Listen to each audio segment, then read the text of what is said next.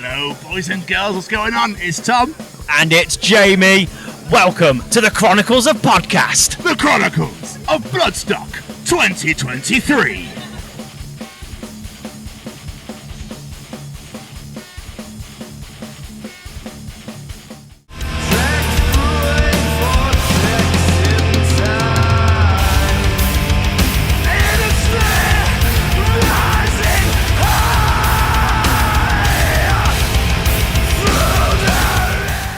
Guys, thank you so much for taking the time out to chat to us today. We massively appreciate it. But how are you doing today? Yeah, all good. Great. All good. Yeah, I think I'm starting to feel a little bit tired now. Don't know about you, but I'm buzzing to just get a cheeky little power nap in. Just a bit of 10 minutes. That's what I need. That gets through the rest of the day.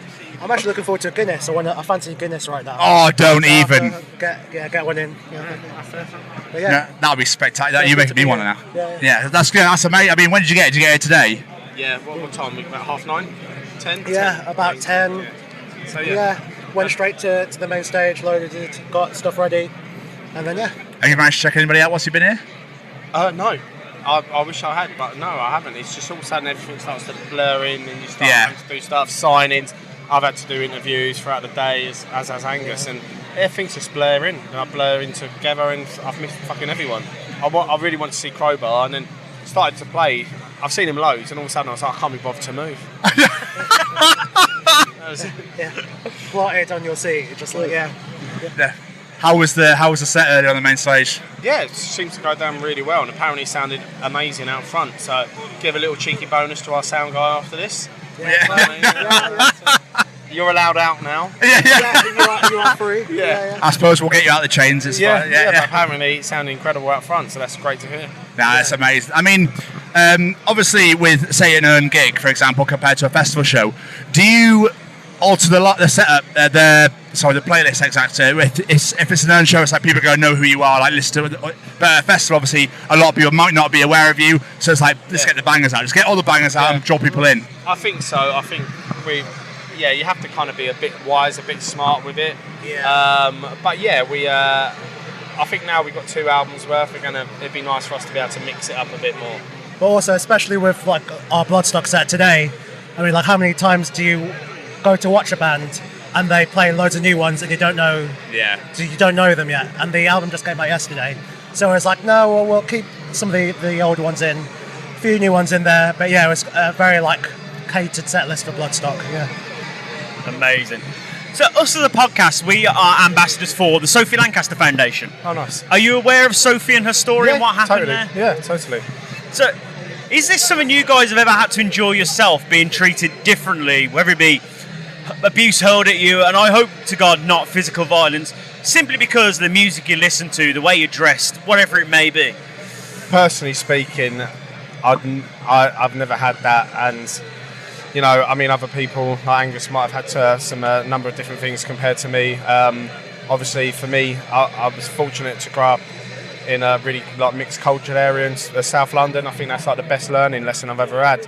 So you know, I was fortunate from a young age to all my mates are from like literally different parts of the world, and it was just like I learned, you know, everyone just got along and just got on with it. And you know, there might have been a few things when you're in school, someone might have done something, but beyond that, I don't think so. And I've never allowed it, you know. But obviously, different people, you know, are fully aware of what happened.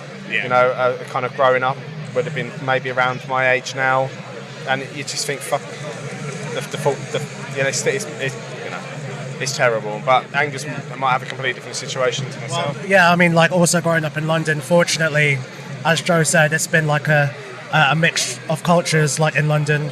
I mean, there'd be the odd comment thrown at me here and there, not in terms of like being into the music I'm into or anything, but just like a few racial comments here and there. Yeah. I mean, you kind of just like, you just have to, they're stupid comments, and it's just ignorance, isn't it? So, I mean, yeah.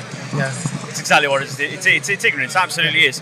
But obviously being aware of Sophie's story and this great relationship that Sophie and the Sophie Lancaster Foundation and Bloodstock have, you know, they've got the stage named after her, the foundation's here every single year.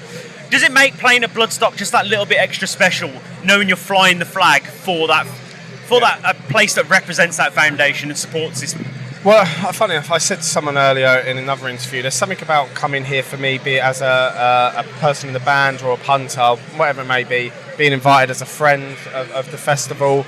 I think for me, there is something special about it, and the way you see how people are here and what it does mean, not just for like Sophie, but just in general. There's so much more happening and so much more diversity like coming through anyway, and people are making like really aware. There's so many like different tents around like the park, the festival park. But yeah, I feel like being here, there is something special, and I've always felt that. And you know, you'll look around and there's all different characters, should we say? And there's something beautiful about it, and it's great to see that that is still a thing. It's not just been like you might see at other festivals where they name a stage after whatnot, but it actually truly means something, and it's become an important thing. It's become an important thing for like young bands to go, yeah, fucking hell, I want to play the Sophie stage, and it's a great stage. Like we've been fortunate enough to play it. It's a great stage, and yeah, it's great, and I feel like it really represents. It tells you a lot about Bloodstock. It tells you a lot about the fans, and it's great that it does still mean something, and it's kept its importance. It's great. And I don't know if you've noticed this, but something we've noticed this weekend, there's so many kids here. Yeah. There's babies here. But so one thing we're asking people, and on behalf of the foundation, is what do you think they could do going forward to help those kids as they're growing up, becoming into this culture? You know, as they grow up, they're becoming our age. They're maybe even playing that stage one day and making them know that it's okay to be different.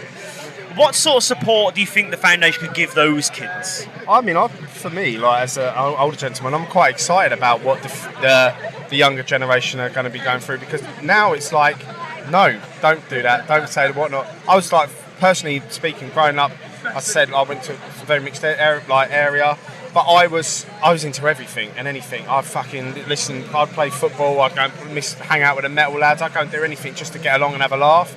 And I think what I'm buzzing about was the younger generation. There's such a thing now of, no, that is wrong, and they will tell each other. And I think things are going to be really different moving forward, and I think that's something as a grown up now to be excited about. And I'm excited to see like how the younger generation will fly the flag for themselves and the people around them. And yeah, I think you're always going to get a couple of fucking idiots. That's how life and the world has been since the fucking beginning. And but yeah, I'm excited to see what the future generation will do, because I think it's going to be very, very different. Yeah, I'd like to say it is amazing to see young people stand up for themselves. Yeah, it's absolutely great to see. Yeah. And I hope it continues. Yeah, definitely. I really do hope it continues. Mm-hmm. But moving back on to you guys, new album came out yesterday. Correct. Like, that must be bonkers to be like, okay, let's release an album and tomorrow we're going to go play main stage at Bloodstock. So yeah, well, I mean, it was kind of like we were thinking about release dates and stuff for when it should come out, and it just felt right to release it on this weekend, a kind of a good weekend to celebrate it and play Bloodstock at the same time. So yeah, it kind of like worked out perfectly. Yeah, pretty much. Yeah. We really thought about it, and that was the one. Yeah, it was the weekend to have it out. Yeah. You've got a record release show on the 17th down in London there. Are you excited for that? Yeah, it's cool. It's a bit of an event, isn't it? It's like, we're only going to play a short set, but it's going to be a few different things. I think I'm going to be talking about the album, answering some questions of a host, free merch bits and what have you. And yeah, it's going to be exciting. And it's celebration just for the album. Yeah. And I'm gonna have a load of friends there, so anytime I start getting gobby, I get brought back down to earth. So thank fuck. I'm very fortunate in that way. Yeah. Well, before you let it get out of here, are you going to be doing a tour of the album? Yeah. That'll be announced soon. Okay, lovely. I was going to say I don't think we can talk about it, but that's great news. No, that'll be announced soon. I can't tell you when it is, but we're announced fine. Soon. Yeah. Well, I look forward to it. All right. Yeah, big time, man. Yeah, that's it. There you go. Fuck you. Boys, thank you so much. Have a great rest of your festival, all right, and we'll see you soon. Thank you so much. Thank you so much. Appreciate it. Cheers. Thank you so much. Thank you. Cheers.